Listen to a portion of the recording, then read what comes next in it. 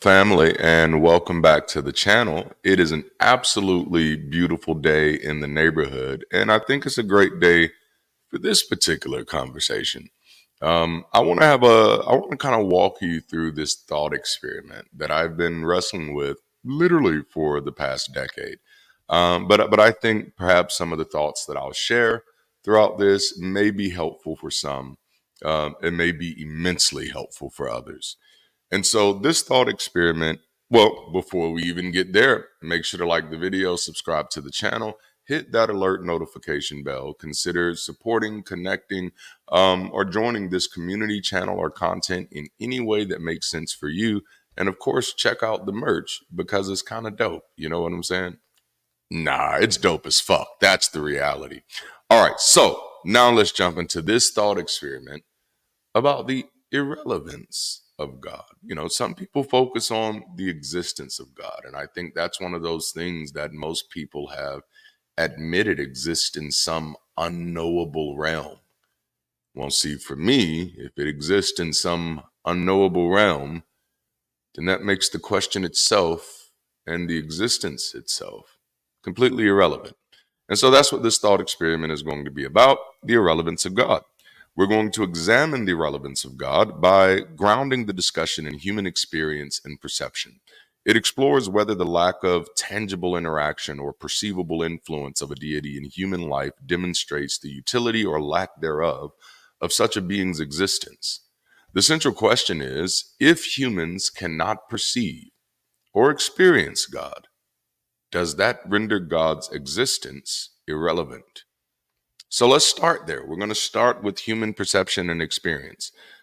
And we'll start with the limits of those of human perception. So humans perceive the world through five primary senses: sight, hearing, touch, taste, and smell. Now notice I said primary, not only, right? But God, as described in many theological traditions, is a non material, transcendent being not accessible to sensory perception. Um, the human brain interprets reality based on experiences and empirical evidence. Abstract concepts without empirical grounding can be challenging to process in any meaningful or useful way. There's also the absence of empirical evidence. So there's a lack of observable phenomena. No scientifically verifiable events conclusively demonstrate the existence of any deity, not only the existence, but nor the activity of any deity. Miracles and supernatural claims always lack credible evidence and interrogation. And when they are interrogated, they can always be explained through natural or psychological phenomena. And then, of course, there's the whole reliance on faith issue. Belief in God typically requires faith in the absence of empirical proof. And proof is not just about saying, aha, this is right. Proof is about demonstrating the utility of a thing. Faith, while allegedly personally meaningful, does not provide universal experiential evidence. But we can also deal with some psychological explanations for religious experiences, such as cognitive biases, pattern recognition. Humans tend to perceive patterns even in random data, leading to attribution of events to divine intervention. And then we also have this thing of agency detection or agent detection, an evolutionary trait where humans infer the presence of an agent behind unexplained events. You know, it's raining, God must be crying. There's also neuropsychological factors. And again, most of these things are things, sure, 500 years ago, 400 years ago, the common populace would have not much reason to know this information, but we live in an information age, and not much of what I'm saying here is very debatable. And when I say debatable, I don't mean that people, that you can't debate it. I mean that people aren't, you know. Um, but certain brain states, temporal lobe epilepsy or meditation, can induce feelings of a presence or spiritual experiences. Neurochemistry can explain mystical experiences without invoking a need for a deity. Almost every time, well, nope, not even almost, every time someone has tried to convince me that they had a spiritual experience and that I was missing out on this spiritual experience that they were having, and they knew for a fact that it was spiritual experience, none of them had ever done the work to know anything for a fact. Their knowing for a fact was I experienced it, therefore I know. Not I investigated it, not I interrogated it. Mm, it's a different thing, right? So like, yeah, it's like many times when people say, I know for a fact that God is real. When people say that, I know for a fact that 5 of those words in that sentence, you don't know what they mean. Yeah. And so then, of course, there are socio-cultural influences, which we do speak a lot about on this channel. Cultural upbringing and societal norms shape beliefs about God. Shared beliefs are reinforced through community practices, independent of personal divine encounters. And so now let's just kind of talk about the utility of God's existence in human life. What are the practical implications of God's existence? Now, see, some people may say, well, moral frameworks, but morality can be derived from secular philosophies emphasizing empathy, reciprocity, and societal well being. Ethical behavior is observed across cultures, including secular societies, demonstrating that belief in God is not necessary for moral development or even moral understanding for that matter.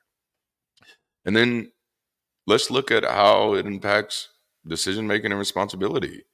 Relying on human reason and evidence based approaches lead to more effective problem solving, as we've seen historically, time and time and time again. Individuals can take personal responsibility for actions without attributing outcomes to divine will, which is helpful because then we avoid stuff like manifest destiny. You know, and then even when dealing with existential meaning and purpose, people can find purpose through relationships, goals, passions, and contributions to society. I would argue that these are typically the only ways that people find purpose, even when they claim that that purpose is coming from God. When they say that it's coming from God, what they really mean is that purpose is coming from the echo chamber of people who keep telling them that it's God. So you have to believe in God at first to assume that the information is coming from God. And once you believe in God, you will overlook all of the places that the information is actually coming from.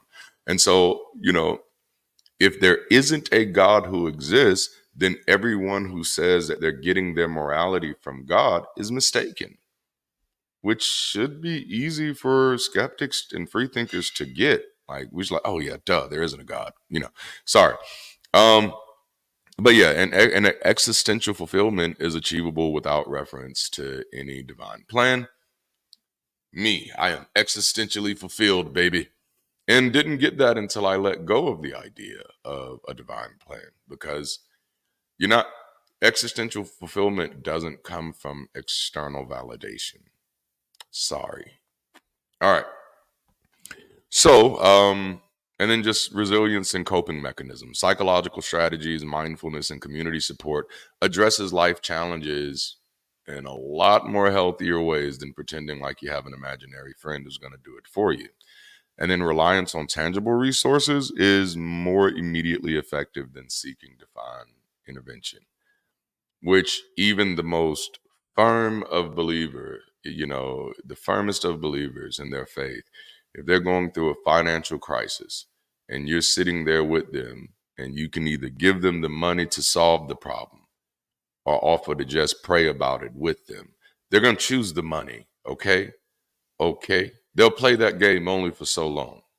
You understand? Um, and I mean, those are just the realities. Those are just the realities. I would say that's a great way to test somebody's faith, but that's just really cruel. So there's no real need to do that. That was just an example. Please don't do that to anybody. That is so cruel. Um, it's funny.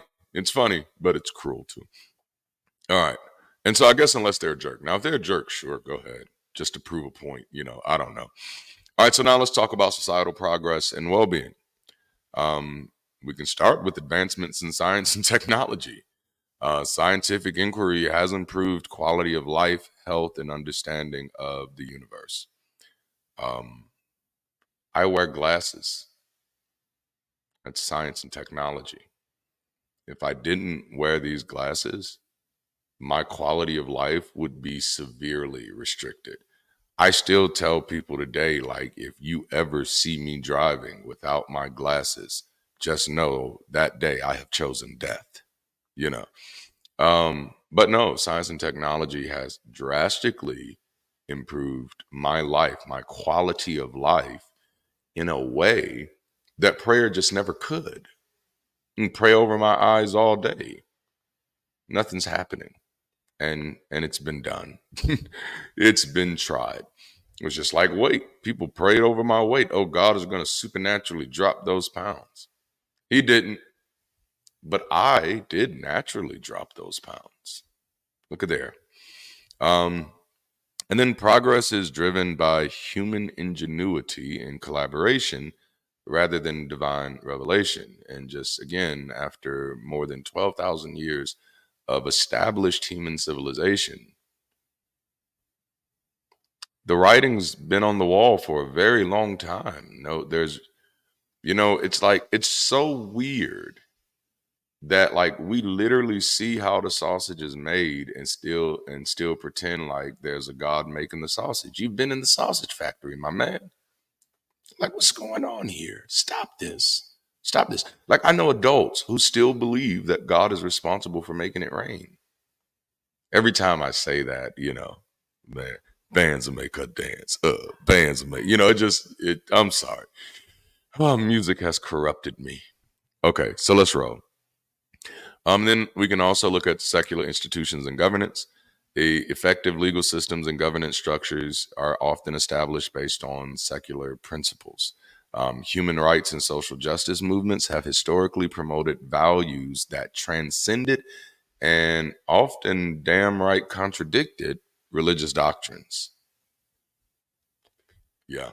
Which, I mean, again, none of this stuff should be shocking, right? It wasn't the Christians who decided to stand up against slavery. It wasn't the Christians who decided to stand up for gay rights. These people eventually joined the bandwagon. But remember, these were the people you were having to fight. It was the Christians who had the slaves. They had very Christian reasons for that. It was the Christians who were killing gay people. They had very Christian reasons for that. So no, it wasn't the Christians who start checking themselves. It was people with secular humanist values. And they weren't pulling those values from the Bible. Hello. The best Christians I've met are the ones who've decided not to get their values from the Bible. It's one thing to get your speculative faith from that, but to pull your values from it, come on, bruh. Come on, sis. Don't do that. Don't do that. It's not smart because we've seen it historically done. We see what happens to governments when they pull their Bible from Bronze Age books or when they pull their values from Bronze Age books. We see what happens. This country started like that. Remember? Like, yikes, man. Yikes. Like we gotta get comfortable calling it like it is and calling a spade a spade. And this is a spade, you know? All right, so but then let's also kind of, because this is a thought experiment, so we're just thinking of things to think about.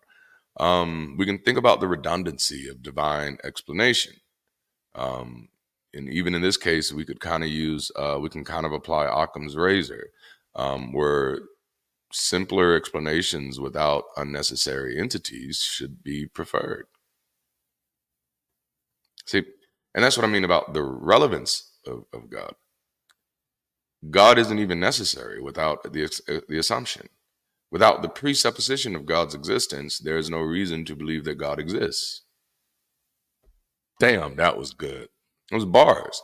Like, you literally have to believe God exists first to, in any shape, form, or fashion, come to the conclusion that, oh, this happens, therefore a God must have done it. Because every time we've done that, we are jumping over several unknown variables to come to this very definitive point without any information to support that point, which is evidence that the point doesn't actually exist, just the presupposition that it does. But you still haven't done the work to demonstrate by any reason or any stretch of the imagination that it actually does. Hello. Natural phenomena can be explained through physical laws and scientific theories. Sorry, but it's just the truth. And then this kind of helps in an autonomy in knowledge acquisition. Humans have the capacity to understand and explore the world through observation and reason. And this is really one of the biggest cons in religious movements, is to rob you of that truth, is to deprive you of the reality that you are capable of understanding. And that understanding isn't some magical moment of revelation, but that understanding is the result of acquiring information and connecting the dots. It is a process, it takes work. Of course, you're not going to understand something the first time you've been introduced to it. That is superstitious. And unfortunately, not only have religions enforced people with that type of superstitious thinking, but unfortunately, our public education system has done that with many of people, making children believe that if they didn't get something the first time they saw it, then they just didn't get it. And I'm like, no, nobody gets anything the first time they've been introduced to it. We created this idea that some people are intelligent and some people are not. And it's like, man, that means we don't understand how intelligence works or what intelligence is. All people are intelligent. That's a whole nother conversation. I know it don't feel like it sometimes, right? I know we all talk to some people and be like, oh no, like this dude. But intelligence isn't this measurement of who's smarter than the other person. Intelligence is the ability to acquire that information and do something about it. And so in that sense, we realize that intelligence isn't something that just belongs to human exceptionalism. You know, yeah, we're getting deep in the woods now. We're getting deep in the woods now. All right. So, and dependence on divine explanations may hinder intellectual growth and critical thinking. And of course, that's me trying to be as subjective as possible by saying may. But I do want you to understand that when I say may here, I don't mean that it doesn't happen, that we don't have any evidence of happening. No, we have absolute evidence of it happening. We just don't, it doesn't happen to everybody.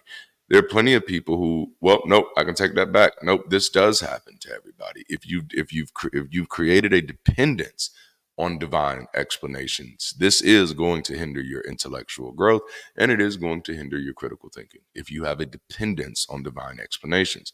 But I've often talked about the differences between what I call communal Christians and cultural Christians, where cultural Christians may not have any dependence on divine explanations. They may default to divine language, but in most cases, they have no dependence on that on those explanations. While communal Christians, Christians who have connected themselves highly to the community of Christianity, so they're therefore inculcated a little bit more than those cultural Christians and are more invested in the belief system being true, then for them, yeah, they're gonna have that dependence on divine explanations, and it absolutely is going to hinder their intellectual growth and their critical thinking. And you really don't have to you don't have to pull out the magnifying glass for that. In most cases, you can just look at their lives. And I don't say that in a derogatory way. I say that with full empathy. This is why I do the work that I do, is because these beliefs are destroying people's lives and are destroying communities. All right, so now let's talk about the irrelevance of an imperceptible God, right? So if there's a lack of observable influence, if God's existence does not produce discernible effects, God's role becomes functionally irrelevant to daily life. And that was pretty much where I was at with my deconversion. This is why when I deconverted, there was no fear of hell. There was no fear of the afterlife. You know, like heaven sounds like it sucks anyway. I really wouldn't want to be there. You know, I don't even like crowds like that. You know, so it just began to realize like, no, whether I believe in God or not is completely irrelevant to anything that happens in my life. This God belief doesn't change who I am. It doesn't change what happens to me. It doesn't change how the world responds to me. Nor does it even change, well, it does change how I respond to the world because I'm no longer needing God. But yeah, events occur with or without belief in God, which suggests independence from any divine intervention. Studies on intercessory prayers showed no statistical significant impact on outcomes, and I was hugely into the intercessory prayer movement. I had the Dutch Sheets books and all of that. I think I had what is the Principles of Warfare by Cindy Trim or something like that. But rituals may have psychological benefits, but they don't invoke any supernatural change. You know, so then no supernatural attachment necessary. You can get the same benefit from the ritual without thinking anything supernatural is going to happen because the benefit is psychological. Yoink. And then, subjectively, individuals may find personal relevance in belief, but this doesn't translate to any form of objective necessity. A universally imperceptible God holds minimal objective relevance to humanity as a whole. The mere existence of a being does not apply utility or importance. So even if you really do believe with all of your little heart that there is a God somewhere, that's fine.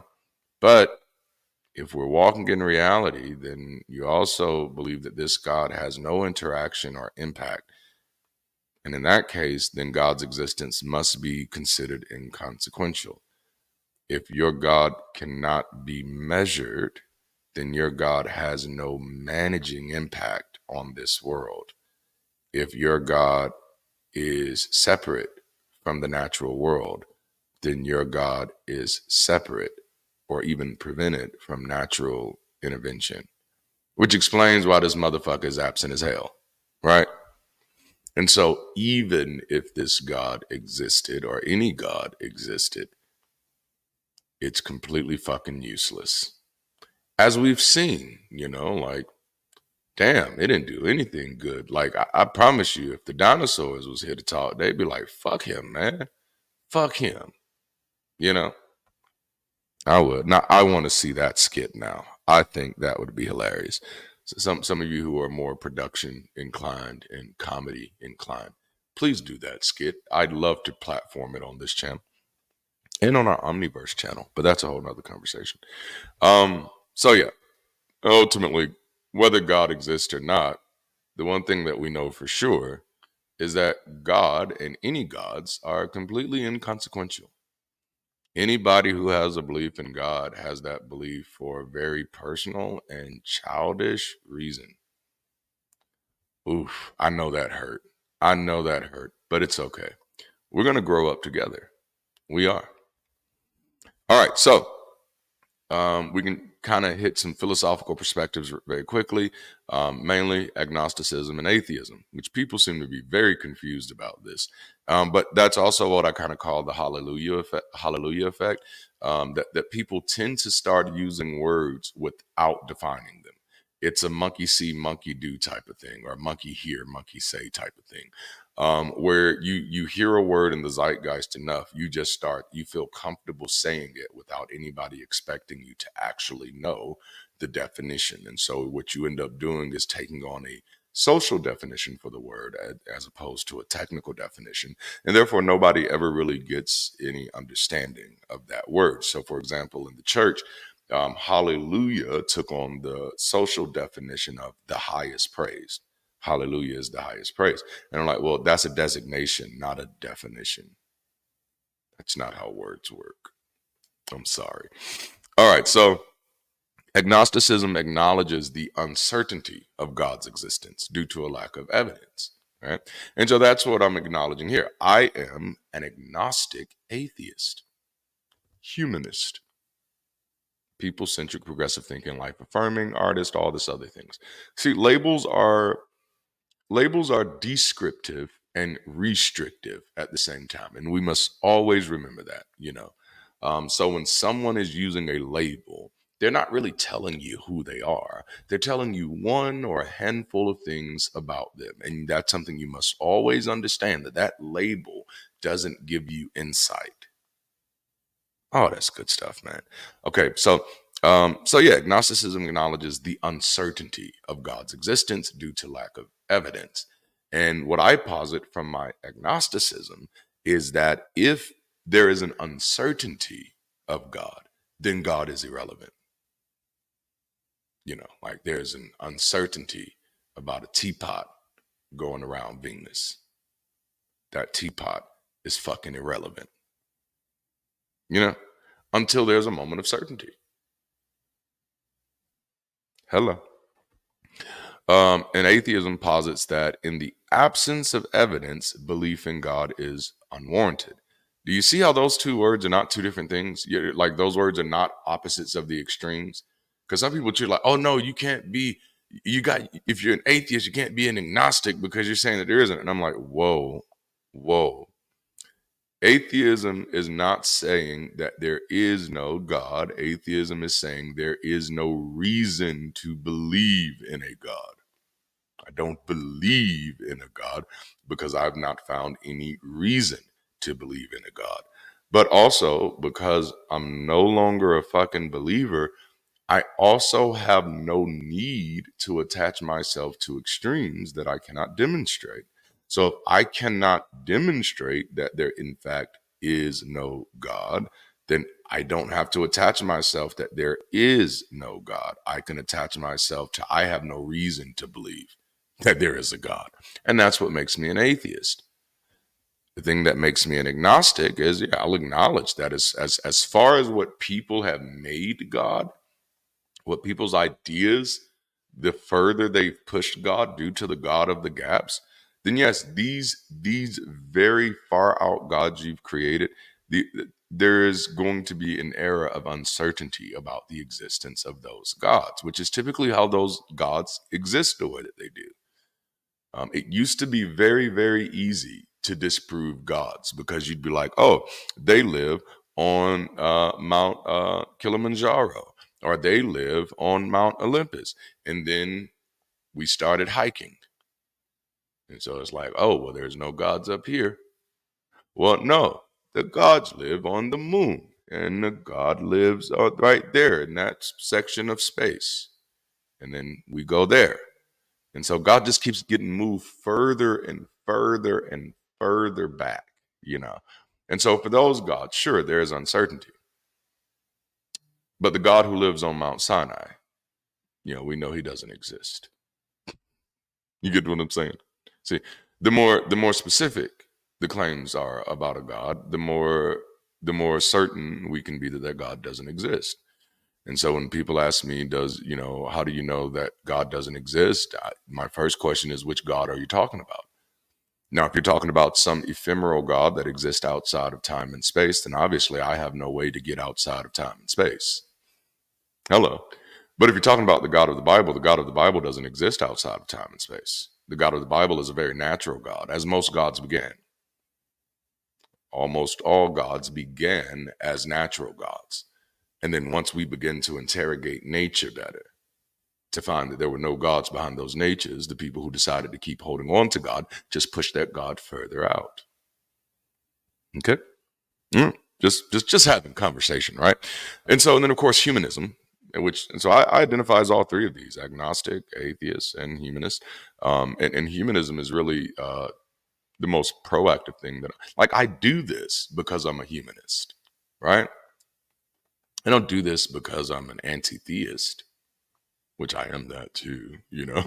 But I do this because I'm a humanist. I do this because I care about people. I do this because I know the damage that these type of beliefs do to people. And when I talk about the damage, I mean, I know there's the sensational damages we can talk about, the things that everybody likes to go to when they talk about the churches. You like to talk about the mega pastors and the sex scandals. And that's fun, because it's sensational. I don't typically talk about that stuff for the most part. Number one, because everybody else is talking about it. And in most cases, you're talking about it in a way that's just gossip. You're not putting yourself in a position to do anything about it, nor are you even giving anybody else any ideas about how to do anything about it. It's just gossip. So that's not necessarily the approach I take. I'm not saying they shouldn't. It's just not the approach I take. The harm that I talk about is the harm that it does to individuals and the harms that it is doing to the majority of the individuals who are connected. It is robbing them of agency, authenticity, and autonomy. And these are three of my favorite A words. I have a few more, and I bet you can guess some of them. But yeah, and so humanism emphasizes human value, agency, and rationality. Purpose proposes that meaning and ethics are human constructs, rendering divine involvement unnecessary. And for by far and large, most of the time when I've seen divine involvement in human ethics, it's almost always been a barrier of human integrity, you know? All right. So, and then of course, there are counter arguments and considerations that we should at least think through. And so the first one is typically from subjective experiences. People have personal revelations, right? Individuals report experiences that they interpret as encounters with God. Subjectivity and lack of verifiable evidence limit these experiences' general applicability, though. So, which means if this experience is completely subjective, and there is no lack of evidence, then your experience lacks the same utility as the potential existence or non-existence of your God. And see, that's the thing. Like the question that came to my mind years ago was that if God did exist and then stopped existing, how would I really know this God that exists outside of time and space? You know, because God can't exist within nature while simultaneously existing outside of nature. If God exists within nature, then God can be measured by natural phenomena. If you can experience God, then God can be measured. So when someone tells me they can experience God, but at the same time they tell me that God can't be measured, that lets me know there's already cognitive dissonance in their mind that they know they're lying. You know you're lying about your experience if you say you can have a physical experience with God, but while also believing that God cannot be physically measured. Can you identify the incongruency in such ideology? I'm just trying to help. And then, of course, we can talk about the placebo effect of belief, right? So, belief in God can have positive psychological effects. The benefit typically stems from belief itself rather than the existence of a deity. This is evidenced by replacing the belief in a deity to the belief in the universe or karma without any impact on the perceived psychological relief.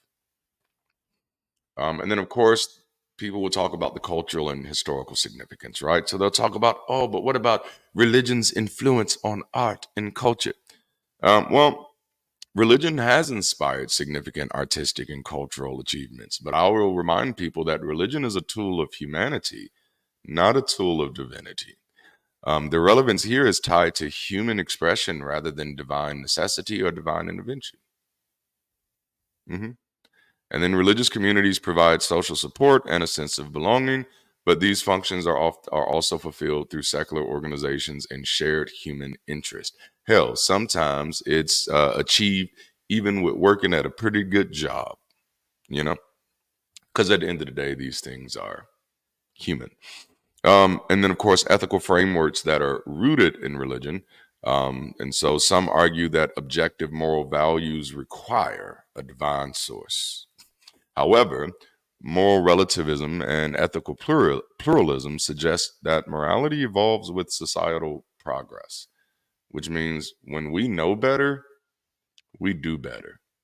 Thank you, Maya Angelou. Wouldn't it be neat if she like popped up like right over here as soon as I said that? It's like the more you know, or imagination, or for fun SpongeBob folks, the best day ever. Actually, I think it was imagination for SpongeBob. Best day ever was a song. All right. So let's kind of talk through the summaries here, through our summary of findings through this thought experiment. And that is that we'll start with the perceptual inaccessibility. Humans lack the ability to perceive or experience God through empirical means. This absence challenges the practical relevance of God's existence or intervention in human affairs. Without observable impact or necessity in explaining the natural world, God's experience, God's existence appears to have limited to zero utility. Human progress, morality, and meaning can all be established independent of a deity or a belief in a deity. Um, Emphasizing human responsibility and capability leads to more proactive problem solving. Recognizing the absence of divine intervention encourages reliance on human collaboration and innovation. E- Exploring purpose and meaning through personal values, relationships, and achievements will help humanity reframe some of its existential questions and concerns. And shifting from seeking external validation to internal fulfillment will do a world of wonders for the mental health crisis that we are currently experiencing globally. This thought experiment suggests that if God is imperceptible and has no discernible influence on the world, then God's existence is irrelevant to human experience. By grounding our understanding in observable reality and human perception, we can focus on tangible methods of improving our lives and societies. The exploration encourages a reassessment of where we find meaning, morality, and purpose, potentially leading to a more people centric, progressive thinking, and life affirming approach to existence. I want to kind of close with giving you a few questions to reflect on.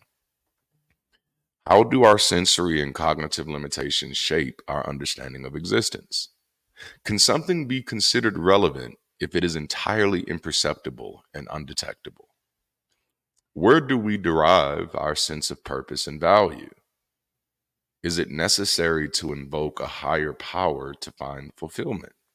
And if so, how do people who don't find fulfillment?